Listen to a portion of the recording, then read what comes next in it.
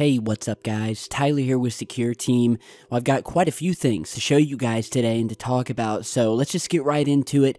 The first thing that I want to talk about, if you haven't seen it yet, is a recent interview that was done on a show called Good Morning Britain, in which former Apollo astronaut Al Worden talks about his participation in one of the Apollo moon landings. Now, he didn't actually walk on the moon, but he did orbit it up in the spacecraft. So we can only imagine what he saw from his view in the spacecraft looking down at the moon, especially when he was going around the dark side, as we call it, which, if you don't know, is where it's said that all of the bases are and all of the strange activity occurs. And so later in the interview, they asked him, what's the point? Why should we still be putting all of this money into funding the space agencies and trying to get out into space? And that's when he starts talking about visiting other Earth-like planets that have been discovered. Other planets out there that very well could have aliens on them as we speak.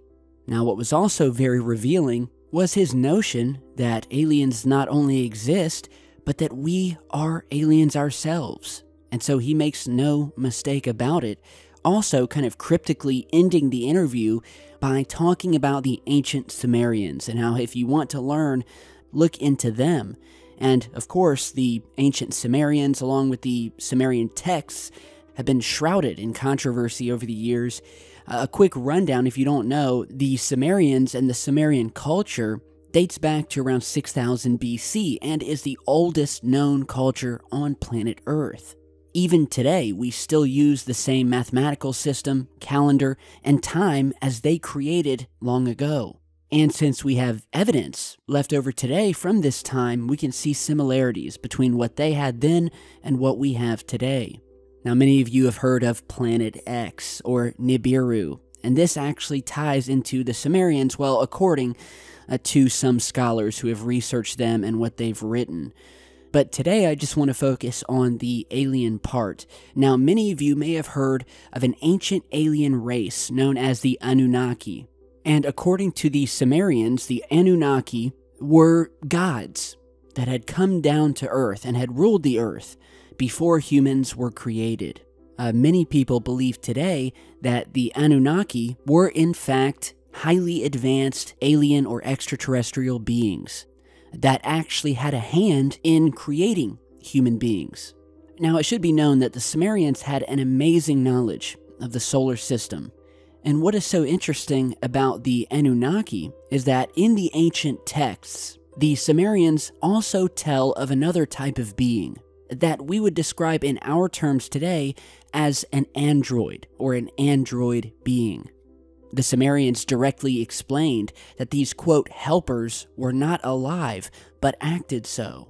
Not only did the Sumerians make figurines of the visitors, but they also wrote down on stone what took place during the encounters with these android beings. And this sort of links directly to some of the visitation and abduction stories today. Many of you have probably heard of the alien Grey. It's one of the most known and most described type of alien being that has been witnessed in these abduction or visitation cases. You know, the small gray man with big dark eyes that is almost android in nature or without a soul. It's been said many times that these aliens are nothing more than androids or drones, machines, if you will, that are being sent out and are the actual things that have been seen flying around in these UFOs. And it's also said that the actual living extraterrestrials are controlling these so-called drones and use these drones to do their so-called dirty work or send them out into these different galaxies to visit places like Earth and to take data or to bring back abductees. And so is it possible that the so-called alien Greys that we know of today were created by the Anunnaki as watchers to oversee their experiments here on Earth? And if the Anunnaki had actually been extraterrestrials, who isn't to say that they haven't created other races of beings on other planets out there in the galaxy? And did we all start on Earth to begin with? Are we just weary travelers hopping from one planet to the next? And is Earth our original home? It's all mind-bending stuff. It's all, it's the kind of stuff you just sit and dwell on, and it can drive you crazy. But it's very interesting. It's a little seed that this astronaut here planted at the end of the interview. So, very interesting stuff. One thing I will say, whether this turns out to be true or not with the Sumerians, is that we do have a lot of evidence from ancient cultures around the world, mainly in these drawings, cave paintings, and figurines depicting what appear to be advanced extraterrestrial or anti-gravity craft, things that look like modern aircraft, and that there's no way they could have known about thousands of years ago. So it really is some crazy stuff. So let me know what you think about that. Now, in other news, I have an update for you guys about Mr. Tom DeLonge, who I spoke about in a video a couple of days ago.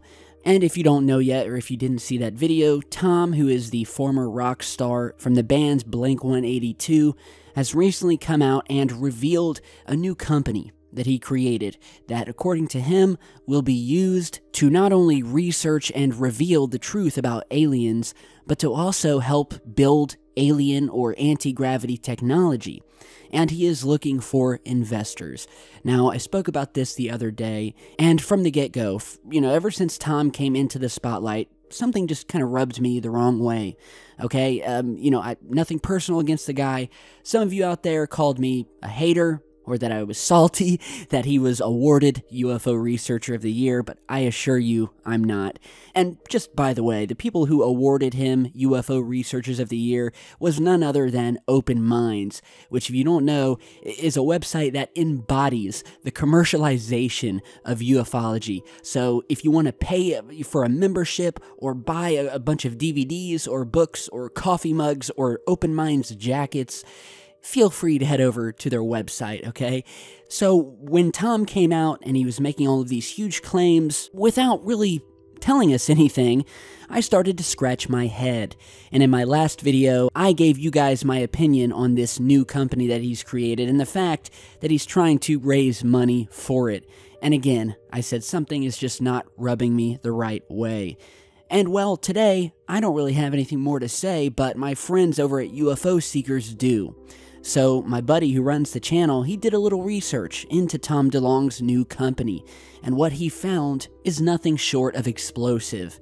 Well, let's just put it this way. If you are planning on investing money into this company, please hang on to it and go and head over and watch this video put out by UFO Seekers if you guys want to learn the truth behind this new alien hunting company and what it's really going to be used for. So be sure to head over when this video is done. I'll put the link down in the video description. Great work and some very eye-opening work by UFO Seekers. Be sure to head over and check it out and tell me then if I was just hating or that I was in any way wrong about my original apprehension about this whole situation.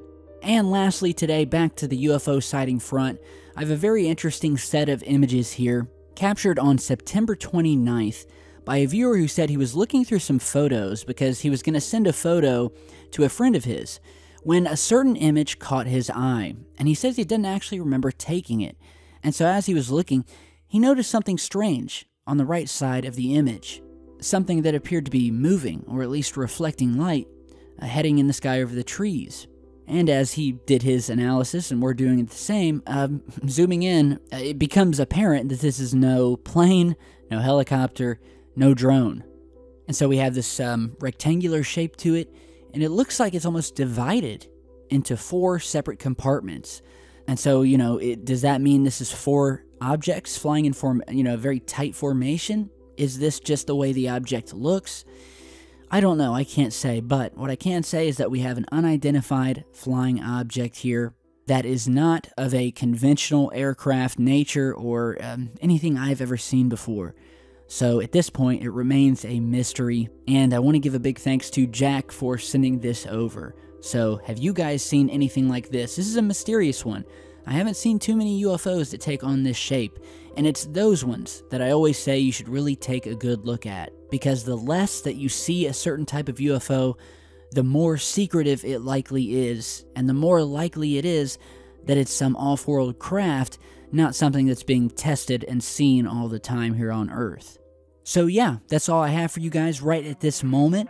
but I am going over emails. I've got much more coming. I'm going to try to get a new video up tonight, so do look out for that. In the meantime, check back and watch some of my old stuff if you're not all the way caught up.